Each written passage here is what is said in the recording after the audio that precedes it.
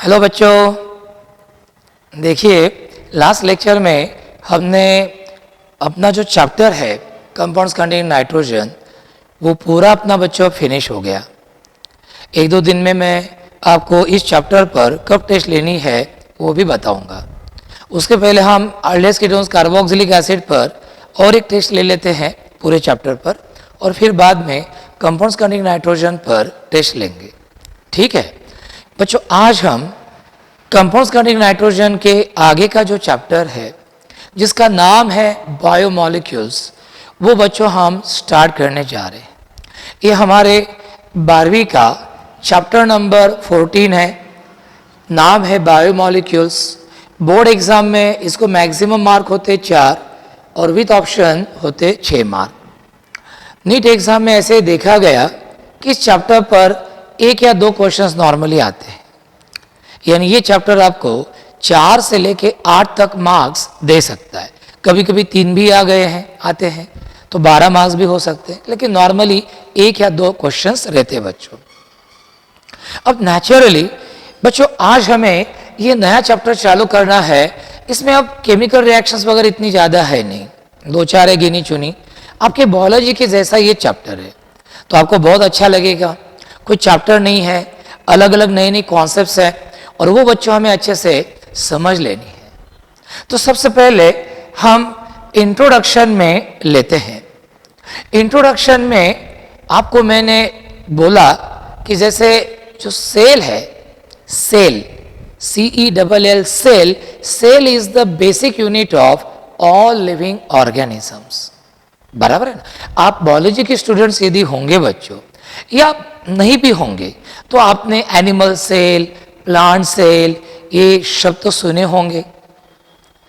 तो जैसे animal cell, ये एनिमल की एक बेसिक यूनिट होती है। प्लांट सेल ये प्लांट की एक बेसिक यूनिट होती है बच्चों। तो cell is the basic unit of living organisms like plants and animals. Plant के बेसिक यूनिट को हम प्लांट सेल बोलते हैं, एनिमल के बेसिक यूनिट को हम एनिमल सेल बोलते हैं। अब प्लांट सेल या एनिमल सेल, इसको आप देखेंगे तो ये बहुत ही स्मॉल इन साइज है, यानी हमारे नेकेड आई से तो दिखती भी नहीं, शायद बहुत ही पावरफुल माइक्रोस्कोप के नीचे से ये दिखती होंगी। और इतनी स्मॉल साइज होने के बावजूद भी ये जो सेल है बच्चों, इसका स्ट्रक्चर बहुत कॉम्प्लिकेटेड होता है। इसका स्ट्रक्चर क्या होता है? बहुत ही complicated. So although cell is a very small in size, it has got a very complicated structure। फिर चाहे वो प्लांट सेल हो या एनिमल सेल हो। अब इस सेल में, चाहे वो प्लांट सेल हो एनिमल सेल हो, इस सेल के अंदर बहुत सारे अलग अलग तरह के लाइफलेस मॉलिक्यूल्स प्रेजेंट रहते हैं, और ये लाइफलेस मॉलिक्यूल्स एक स्पेसिफिक मैनर में एक दूसरे के साथ कंबाइन होते जाते हैं सेल के अंदर। बराबर।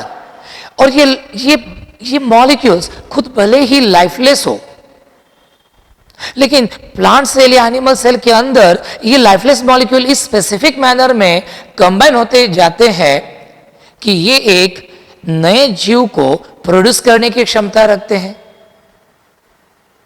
अपने जैसे नए डॉटर सेल को प्रोड्यूस करने की क्षमता रखते हैं।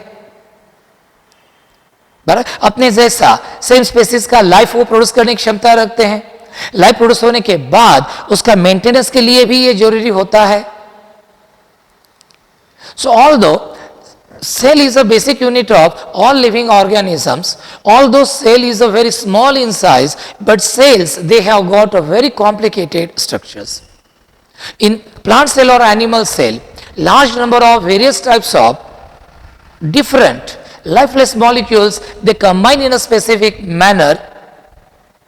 Although these molecules are lifeless molecules, but they have capacity to produce a new life. Further, they are required for the maintenance of life, to sustain life. और ये सेल अपने जैसे डॉटर सेल को भी प्रोड्यूस करने की क्षमता रखती है। तो ये तो हो गया बच्चों ये सेल्स के बारे में। अब सेल के अंदर ये जो लाइफलेस मॉलिक्यूल्स है, जो एक स्पेसिफिक मैनर में कंबाइन होते हैं और इस तरह से स्पेसिफिक मैनर में कंबाइन होते हैं कि जिसके कारण वो सेल एक नया लाइफ प्रोड्यूस करने की क्षमता रखती है। लाइफ प्रोड्यूस होने के बाद उस लाइफ को सस्टेन करने की क्षमता रखती है और अपने जैसे डॉटर सेल्स को भी प्रोड्यूस करने की क्षमता रखती है।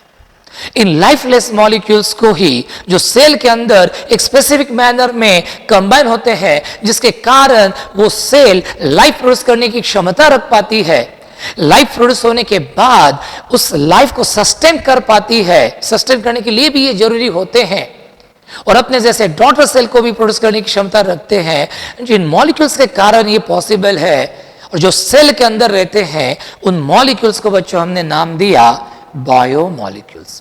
Why biomolecules? बच्चों आपको मालूम है the word bio is related with the living organisms. अब जिन मॉलिक्यूल्स का हमें स्टडी करना है बच्चों, वो मॉलिक्यूल्स तो लिविंग बीइंग्स, प्लांट्स और एनिमल के साथ रिलेटेड है, प्लांट्स और एनिमल्स में रहते हैं।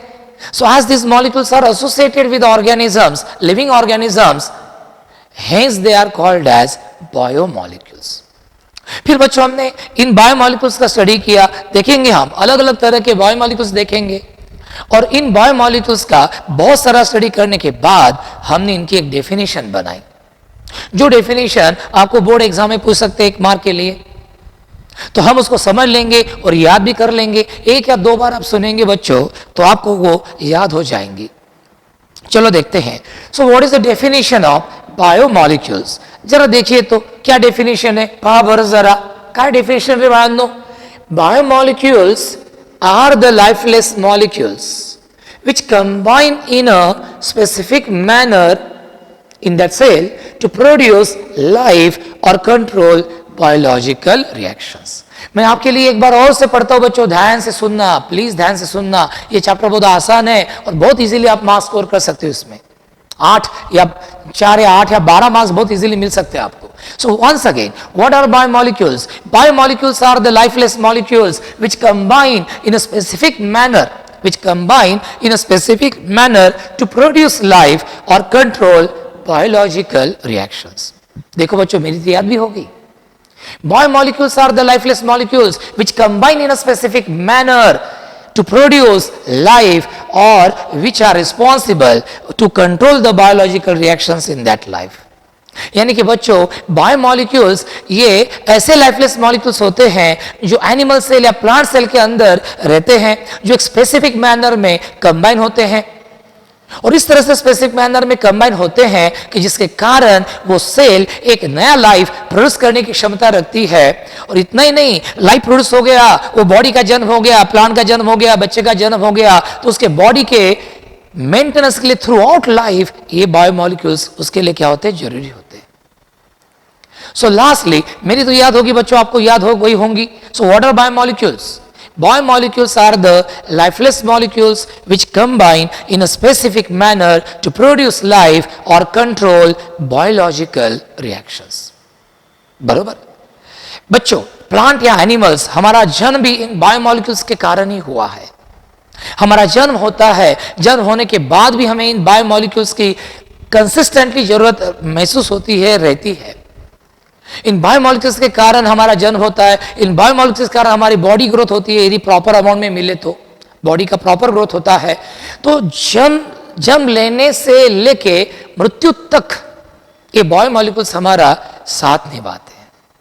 Without biomolecules life is not possible.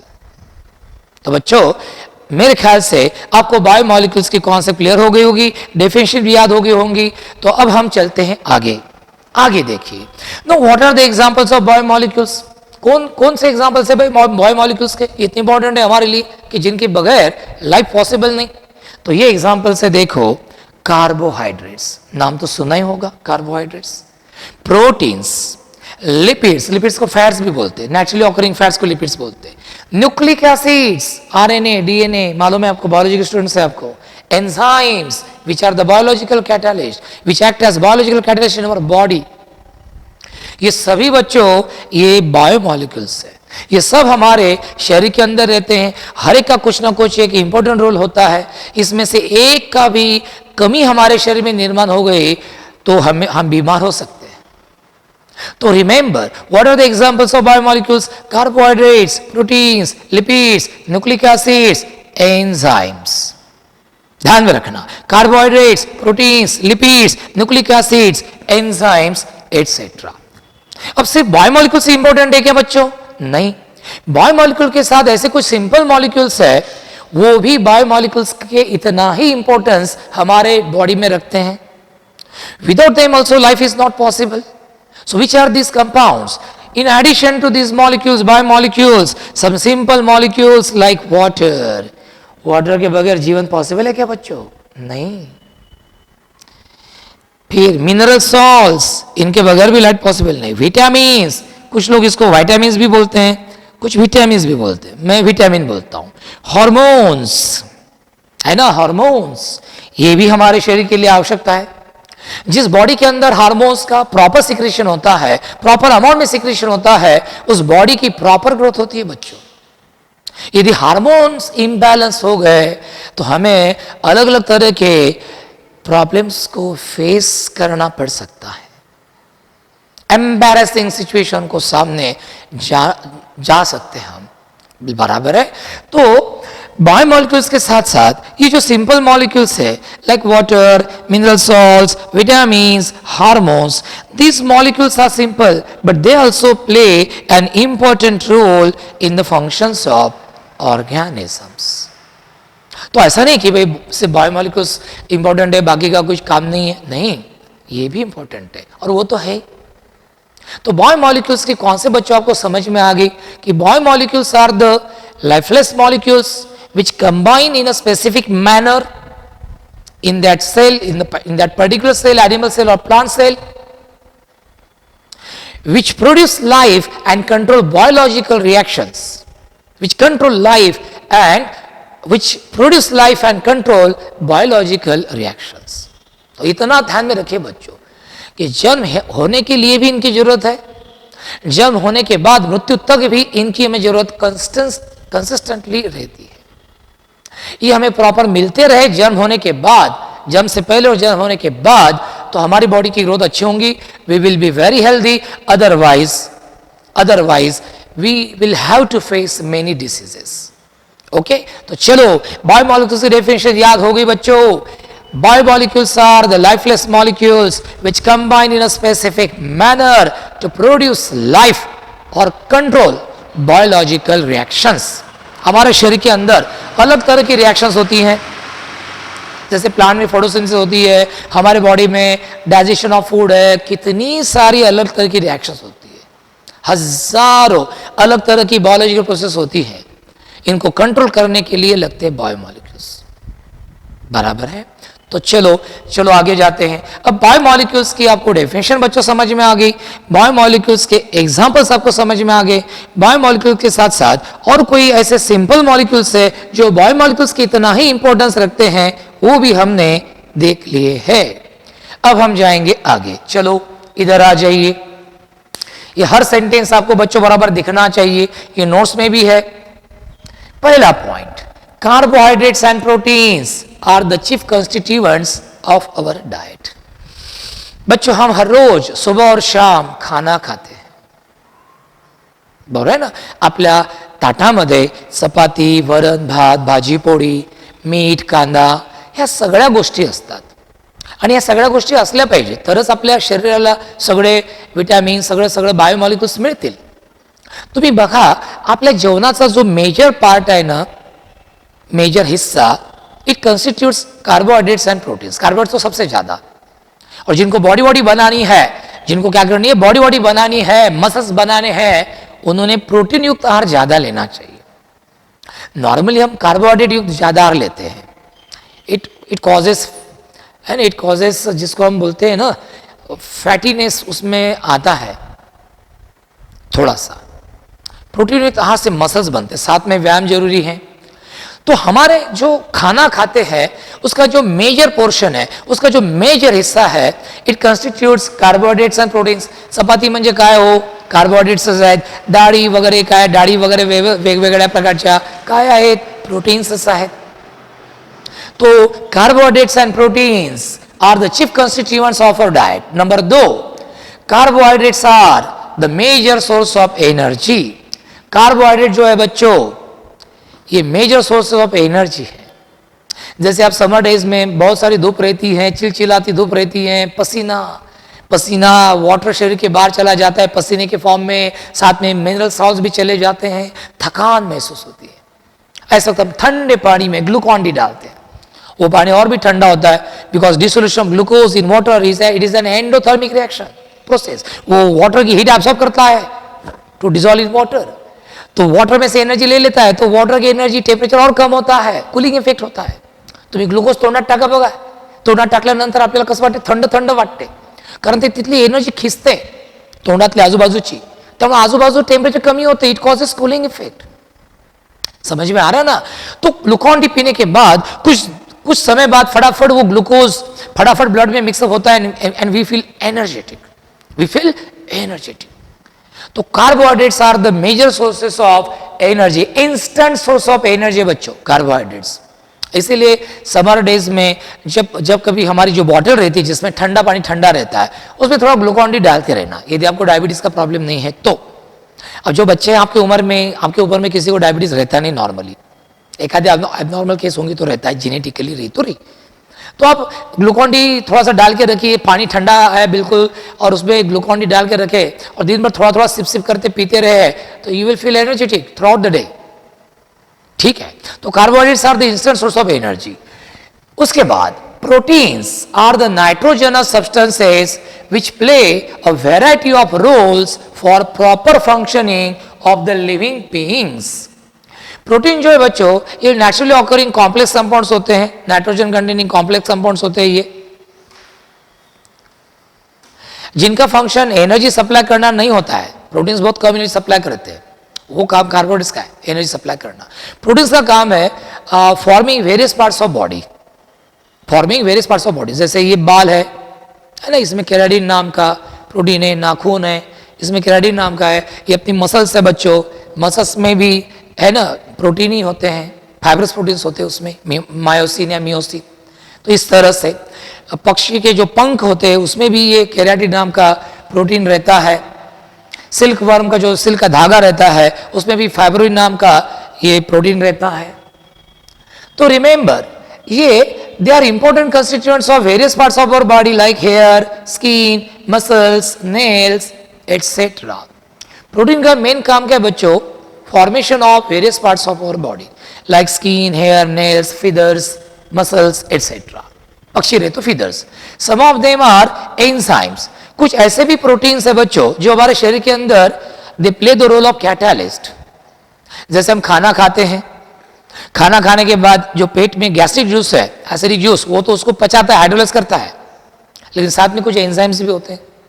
ये एंजाइम्स उस गैस्ट्रिक जूस को खाना पचाने में मदद करते हैं। तो नॉर्मली हेल्दी इंसान रहता है तो खाना खाने के बाद 2 घंटे में उसका खाना पूरा डाइजेस्ट हो जाता है with the help of enzymes and gastric juice. तो enzymes they act as biological catalyst. ये हो गया। So some of them are enzymes which catalyze the various chemical reactions occurring in cells. तो ऐसी बहुत सारी रिएक्शंस है कि हमारे शरीर में ये जो प्रोटीन्स है जिनको हम एंजाइम्स बोलते हैं बच्चों, ये एंजाइम हमारे शरीर में कैटालिस्ट का रोल प्ले करते हैं। बहुत सारी रिएक्शंस को वो फास्ट रेट से कैरी आउट करते हैं, जिससे हमारा लाइफ सस्टेन कंटिन्यू करने में मदद होती है। अदरवाइज जिंदा रहना पॉसिबल नहीं होता। सिर्फ गैस्ट्रिक जूस रहता था ना तो खाना बचाने के लिए 5-5, 6-6 घंटे लगते थे, लेकिन एंजाइम्स है इसलिए गैस्ट्रिक जूस और एंजाइम मिलके 2 घंटे में पूरा खाना डाइजेस्ट कर लेते। देखो किसी की शुगर चेक करनी है आफ्टर मील तो मैक्सिमम वैल्यू उनको चेक करनी होती है, तो 2 घंटे बाद बुलाते हैं आपको। वो बोलते 11 बजे आप खाना खाएं तो 1 बजे आ जाओ, और बड़ा शार्प 1 बजे वो निडल आपके अंदर स्किन के अंदर घुसाते हैं और ब्लड सैंपल लेते हैं और देखते हैं शुगर, क्योंकि 2 घंटे के बाद आपके ब्लड में शुगर लेवल मैक्सिमम रहती है। क्यों मैक्सिमम रहती है? क्योंकि 2 घंटे में एंजाइम और गैस्ट्रिक जूस मिलके पूरा खाना पचा देते हैं, तो पूरा खाना डाइजेस्ट हो जाता है, तो ब्लड में शुगर की लेवल मैक्सिमम रहती है। वही हमें देखनी होती है, बराबर है। एंजाइम के कारण ये पॉसिबल हुआ। एंजाइम नहीं रहते तो 2 घंटे में खाना डाइजेस्ट नहीं होता, 5-6 घंटे लगते थे। सोचिए इतना टाइम है क्या हमारे पास? नहीं है। फिर नंबर 4 RNA, इसका लॉन्ग फॉर्म बच्चों आपको मालूम है, राइबोन्यूक्लिक एसिड। डीएनए, इसका भी लॉन्ग फॉर्म आपको मालूम है बच्चों, डीऑक्सीराइबो न्यूक्लिक एसिड। ये दोनों जो न्यूक्लिक एसिड है, दे आरएनए और DNA, they are present in the nucleus of cell and are responsible for storing genetic characteristics and synthesis of proteins. RNA और डीएनए, इनको हम इन जनरल दोनों को कॉमनली न्यूक्लिक एसिड्स बोलते हैं। RNA और डीएनए का मेन काम क्या है बच्चों? किसी भी व्यक्ति की जेनेटिक इंफॉर्मेशन को प्रॉपर तरीके से स्टोर करना, प्रॉपर तरीके से स्टोर करना। जैसे मेरी एक जेनेटिक इंफॉर्मेशन है जो मुझे मेरे पेरेंट्स से मिली है, मेरी जेनेटिक इंफॉर्मेशन मेरे बच्चों की तरफ गई है because of this nucleic acids RNA and DNA. बच्चे का वो कुछ तो भी जेनेटिक इंफॉर्मेशन होगा, बराबर है ना? तो इनका काम है आरएनए डीएनए का व्यक्ति की जेनेटिक इंफॉर्मेशन स्टोर करके रखना जो उसको उसके पेरेंट्स से गिफ्ट में मिली हुई है। ओके, अब जैसे देखो, कोई लंबा आदमी रहा तो उसके बच्चे नॉर्मली लंबे ही रहते हैं। कोई आदमी की हाइट कम रही, ठेंगू अपन ज्याला मनो, नॉर्मली उसके बच्चे भी वही रहते हैं, डॉफ रहते हैं। टॉल आदमी के बच्चे भी टॉल रहते हैं। गोरा आदमी रहा तो उसके बच्चे भी गोरे रहते हैं। बाप और माँ, माता और पिता दोनों दिखने में सुंदर है तो बच्चा भी दिखने में सुंदर होता है। ध्यान में आया? तो क्यों हो रहा है ये? बच्चे अपने माँ बाप के जैसे क्यों दिखते हैं? घोड़ा घोड़े को ही पैदा करता है, बिल्ली बिल्ली को ही पैदा करती है, कुत्ता कुत्ते को ही पैदा करता है और आदमी आदमी को, बराबर है। अपने जैसे स्पेसीज को प्रोड्यूस करते हैं क्योंकि जेनेटिक इंफॉर्मेशन उनकी सेम रहती है, नियरली सेम रहती है, पूरी तो नहीं, नियरली सेम। तो आरएनए और डीएनए का काम क्या है बच्चों? उस एनिमल की, व्यक्ति की जेनेटिक इंफॉर्मेशन स्टोर करना और अगले जनरेशन में पास ऑन करना, तो ये भी है। और इनका काम और भी एक है, प्रोटीन्स को सिंथेसिस करना। प्रोटीन्स को सिंथेसिस करना, प्रोटीन्स हमारे शरीर के लिए आवश्यक होते हैं बच्चों। तो ये है इनके बारे में। चलो, तो ये हो गया कार्बोहाइड्रेट्स, प्रोटीन्स, एंजाइम्स के बारे में इंपॉर्टेंस। अब देखते हैं हम कार्बोहाइड्रेट्स। बच्चों, कार्बोहाइड्रेट नाम कैसे आया इसकी हिस्ट्री मैं आपको बताता हूं। In the old days of chemistry, म्हणजे ज्याला आपण मराठीमध्ये म्हणू जुन्या काळी, जुने जमाने में क्या होता था, साइंटिस्ट लोगों ने ऐसे बहुत सारे कंपाउंड देखे, जैसे ग्लूकोज है, देखिए मैं बताता हूं आपको, ग्लूकोज है, ग्लूकोज फ्रुक्टोज दोनों का फॉर्मूला एक जैसा ही है। इस ग्लूकोज को हम ऐसे लिख सकते हैं C6H12/6, सुक्रोज C12H22O11, ये सुक्रोज है बच्चों। इसको हम लिख सकते हैं इस तरह C12H2O/11। तो शुरू के दिनों में क्या हुआ था बच्चों? Glucose, fructose, lactose, maltose, sucrose, stachyose, raffinose, ऐसे बहुत सारे कंपाउंड्स थे जिनके मॉलिक्यूलर फार्मूला को हम ऐसे लिख सकते थे, जैसे ग्लूकोज फ्रुक्टोज के फार्मूला को C6H12/6 ऐसा लिख सकते हैं, सुक्रोज को C12H2/11 ऐसे लिख सकते हैं। इन जनरल इन कंपाउंड्स का फार्मूला हम ऐसे लिख सकते हैं CxH2/Y as a hydrate of carbon. शुरू में साइंटिस्ट लोगों को क्या लगा कि ये जो कंपाउंड्स है, glucose, fructose, lactose, maltose, sucrose, raffinose, stachyose, इन कंपाउंड को उनको लगा कि सेंटर में कार्बन एटम रहते हैं, उनके आजू बाजू में फ्री वाटर मॉलिक्यूल्स रहते हैं। जैसे हम CuSO4.5H2, कॉपर सल्फेट का हाइड्रेट फॉर्म, वहां पे फ्री H2 मॉलिक्यूल रहते हैं, बराबर। आप उसको डाई भी कर सकते हैं, वाटर मॉलिक्यूल इवेपोरेट कर सकते हैं, बराबर है ना? तो आपको ध्यान में आया होगा कि ऐसे कुछ मॉलिक्यूल्स थे कि जिनको हम CxH2/Y as a hydrate of carbon हम रिप्रेजेंट कर सकते थे, बराबर है। ऐसा लगता था कि बीच में कार्बन है, उसके आजू बाजू में फ्री वाटर मॉलिक्यूल्स है। और इसीलिए इन कंपाउंड्स का, जिनको हम as a hydrate of carbon represent कर सकते हैं, जिनका फार्मूला हम इस फार्मूला में फिर बिठा सकते हैं, where X is the number of carbon atom and Y is the number of H2 molecules, उनको बच्चों हमने नाम दिया था कार्बोहाइड्रेट्स। उनको बच्चों हमने नाम क्या दिया था? कार्बोहाइड्रेट्स। लेकिन कुछ ही दिनों में बोलो या महीनों सालों में बोलो, हमें ध्यान में आया कि कार्बोहाइड्रेट ये नाम इन कंपाउंड्स के लिए गलत है। क्यों? क्योंकि इन कंपाउंड्स में there are no free water molecules around carbon. There are no free water molecules around carbon. ऐसा नहीं कि भाई आपने हिट किया, वाटर मॉलिक्यूल चला गया और सिर्फ कार्बन बचा, नहीं। There are no free water molecules in this. तो वैसे देखा जाए तो कार्बोहाइड्रेट गलत टर्म है। कैसे? मैं बताता हूं, कैसे मैं बताता हूं। तो थोड़ा सा ये मैं यहां का पोस्ट डालता हूं ताकि हमें जगह मिले लिखने के लिए।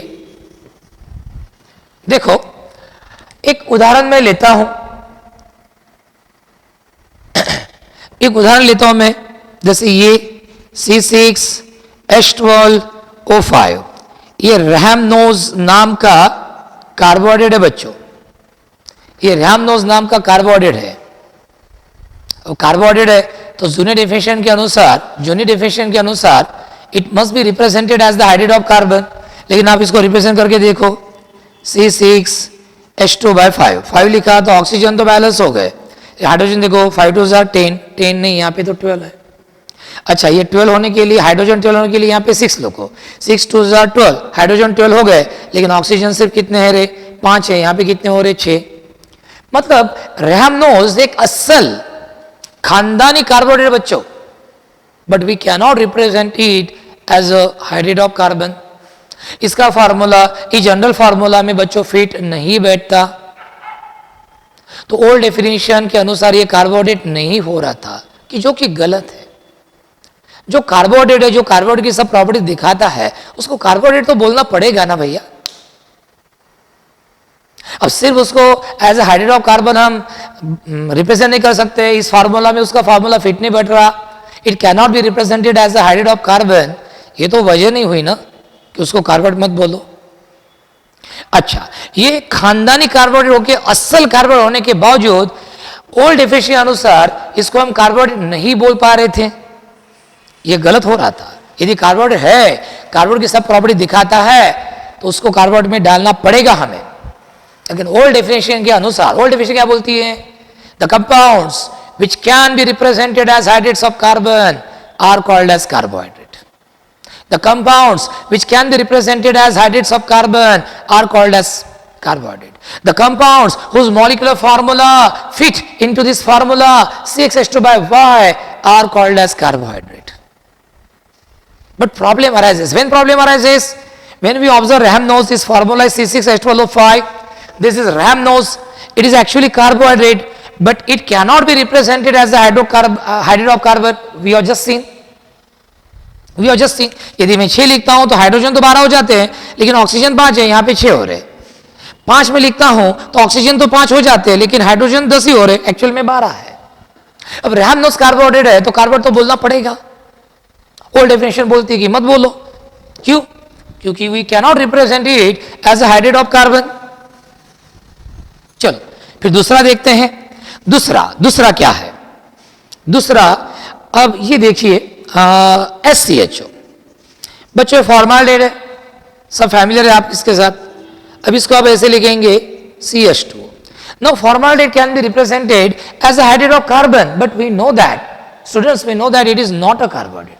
It doesn't show any property of carbohydrate. So how can we say that it is a carbohydrate? We cannot say. But according to the old definition of carbohydrate, it is carbohydrate because it can be represented as a hydrate of carbon. मतलब क्या हो रहा था बच्चों? जो old definition दी उसके कारण क्या हो रहा था? जो गलत है उसके कारण क्या हो रहा था? जो नहीं है कार्बोहाइड्रेट वो भी कार्बोहाइड्रेट में आ रहे थे, ना होने के बावजूद। जो है बेचारा उसको बोल नहीं सकते थे। क्यों? क्योंकि उसको रिप्रेजेंट नहीं कर सकते एज हाइड्रेट ऑफ कार्बन। ये लीजिए CH3COOH बच्चों, एसिडिक एसिड है, दूर दूर से कार्बोहाइड्रेट ने कुछ लेना देना नहीं। लेकिन ओल्ड डेफिनेशन के अनुसार क्या हो रहा था? We can represent acidic acid as hydrate of carbon, so according to the old definition this must be called as carbohydrate. लेकिन है नहीं तो बोलेंगे कैसे? है नहीं तो बोलेंगे कैसे? जो बच्चों गलत है वो गलत कैसे बोलेंगे? डेफिनेशन गलत है ना हमारी। हाँ, फिर ये रहा CH3CHOH, ये लैक्टिक एसिड एक कर्ड में रहता है। इसको हम ऐसा लिखते हैं C3H2/3 lactic acid can be represented as hydrate of carbon. लेकिन बच्चों आप ही देखो, दूर दूर से इनका कार्बोहाइड्रेट से कोई नाता नहीं रहे, फिर इसको कैसे कार्बोहाइड्रेट बोलेंगे? बस इसलिए कि वो हाइड्रेट ऑफ कार्बन करके हम रिप्रेजेंट कर सकते, सिर्फ इसलिए? कैसे क्या बोलेंगे? नहीं बोल सकते। अब ये कार्बोहाइड्रेट था रैमनोज, ये बेचारा C6H12O5, लेकिन इसको रिप्रेजेंट नहीं कर सकते एज हाइड्रोकार्बन, तो ओल्ड डेफिनेशन बोलती है इसको मत बोलो, और ये नहीं है उसके बावजूद बोलती है बोलो। ऐसा कैसा होगा? जो गलत है तो गलती है ना। गलती कहां पे है? गलती ये है कि शुरू में हमने ऐसे कुछ कंपाउंड देखे, glucose, fructose, sucrose, lactose, maltose, stachyose, raffinose, कि जो कार्बोहाइड्रेट्स थे और जिनको हम as a hydrate of carbon represent कर सकते थे। इसलिए हमारी गलतफहमी हो गई कि भाई जो as hydrate of carbon represent कर सकते हैं, जिसको हम CxH2/Y इस फॉर्मूला में फिट बिठा सकते हैं, वो कार्बोहाइड्रेट होती है। लेकिन इससे क्या हुआ? रैमनोज खानदानी कार्बोहाइड्रेट बेचारा, लेकिन कार्बोहाइड्रेट वो डेफिनेशन बोलती है सो मत बोलो, ये कार्बोहाइड्रेट नहीं है, ये नहीं है, लेकिन फिर भी as a hydrate of carbon represent कर सकते हैं, इस फार्मूला में फिट बैठते हैं, तो ये बोलते कि इनको बोलो। नहीं है तो कैसे क्या बोलेंगे? और ये है, रैमनोज है, तो उसको कैसे क्या बोलेंगे? को नहीं है, जो है उसको है बोलना पड़ेगा, जो नहीं है उसको नहीं बोलना पड़ेगा। गलती कहां पे हुई? गलती क्या हुई कि हमने उस वक्त जो ऑब्जर्वेशन था, glucose, fructose, lactose, maltose, stachyose, raffinose, ये जो कार्बोहाइड्रेट्स थे बच्चों, योगा योग से क्या हो गया? इन सब का फार्मूला हम as a hydrate of carbon represent कर पा रहे थे। इन सब का फार्मूला हम CxH2/Y इस फार्मूला में फिट बिठा सकते थे, उनको हम as a hydrate of carbon represent कर सकते थे। इसलिए उनके लिए कार्बोहाइड्रेट लग रहा था, लेकिन उससे गलतफहमी ये हो गई कि जो compound as hydrate of carbon हम रिप्रेजेंट कर सकते हैं उसको कार्बोहाइड्रेट बोलो। यहां पे हमारी गलती हुई। यहां पे हमारी कुछ कंपाउंड ऐसे हैं जो कार्बोहाइड्रेट्स नहीं है, but they can be represented as hydrate of carbon, लेकिन नहीं है तो कैसे बोलेंगे? रैमनोज एक कार्बोहाइड्रेट है, but it can not be represented as hydrate of carbon, so how can we say that it is not a carbohydrate? We have to call it as a carbohydrate. तो गलती कहां पे हुई? गलती हुई डेफिनेशन। देखो इंसान है, इंसान से गलती होती है, और अच्छा इंसान वही है जो अपनी गलती को क्या करता है? दुरुस्त करता है। तो सारे लोगों को ध्यान में आई कि अरे कार्बोहाइड्रेट की डेफिनेशन हमारे गलत हो गई। फिर उन्होंने क्या किया बच्चों? कार्बोहाइड्रेट का और स्टडी चालू किया, कार्बोहाइड्रेट्स का और स्टडी चालू किया, जितने भी कार्बोहाइड्रेट्स थे उनका स्टडी चालू किया। सब कार्बोहाइड्रेट्स के बारे में उन्होंने कॉमन बातें देखना चालू किया कि क्या क्या कॉमन फैक्टर्स है, ताकि हम उसको डिफाइन कर सके वो कॉमन फैक्टर्स लेके। तो कॉमन फैक्टर क्या देखा? बहुत सारे कार्बोहाइड्रेट्स पॉलीहाइड्रोक्सीएल्डिहाइड थे। सर पॉलीहाइड्रोक्सीएल्डिहाइड यानी कौन?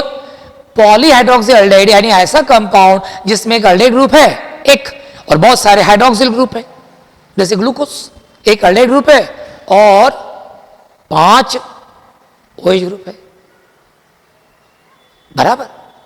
दूसरी बात, बहुत सारे कार्बन हमने देखे कि वो पॉलीहाइड्रोक्सी कीटोन्स है, एक कीटोनिक ग्रुप होता है, बहुत सारे OH ग्रुप होते हैं अलग अलग कार्बन पर, एक कार्बन पर एक, ऐसे बहुत सारे, जैसे फ्रुक्टोज C6H12O6 एक कीटोनिक ग्रुप है और 5 OH ग्रुप है 5 कार्बन पर। तो इस तरह से आपको बच्चों ध्यान में आया होगा। और एक छोड़ के, एक कार्बन छोड़ के बाकी सभी ऑप्टिकली एक्टिव है। तो ये कॉमन फैक्टर देखा था कि सभी ऑप्टिकली एक्टिव हाइड्रोक्सी कंपाउंड रहते कार्बोहाइड्रेट, एक छोड़ के देख बताऊंगा कौन सा नहीं है। तो ऑप्टिकली एक्टिव या तो पॉलीहाइड्रोक्सीएल्डिहाइड होते हैं, या तो पॉलीहाइड्रोक्सी कीटोन्स होते हैं, या तो वो ऐसे कंपाउंड होते हैं कि जो हाइड्रोलाइज होने के बाद हमें क्या देते हैं? पॉलीहाइड्रोक्सीएल्डिहाइड या पॉलीहाइड्रोक्सी कीटोन। क्या देते हैं हमें?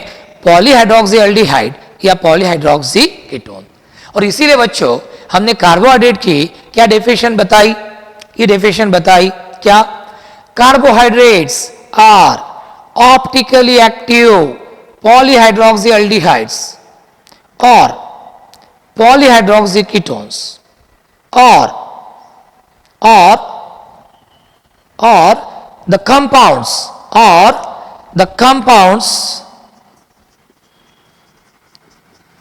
the compounds that can be hydrolyzed to polyhydroxyaldehyde या polyhydroxy ketones or both। बच्चों डेफिनेशन समझ लेते हैं, थोड़ा सा ध्यान से देखो। कार्बोहाइड्रेट्स कौन है? नई डेफिनेशन बोलती है कि कार्बोहाइड्रेट्स ऐसे ऑप्टिकली एक्टिव, कार्बोहाइड्रेट्स ऐसे ऑप्टिकली एक्टिव पॉलीहाइड्रोक्सी एल्डिहाइड होते हैं ग्लूकोज के जैसे, या वो फ्रुक्टोज के जैसे पॉलीहाइड्रोक्सी कीटोन्स होते हैं, या वो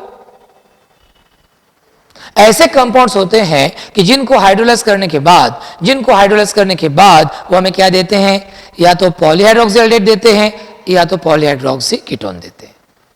ऐसे कंपाउंड्स को बच्चों हम क्या बोलते हैं? कार्बोहाइड्रेट्स। तो ध्यान से सुनो एक बात, क्या है डेफिनेशन?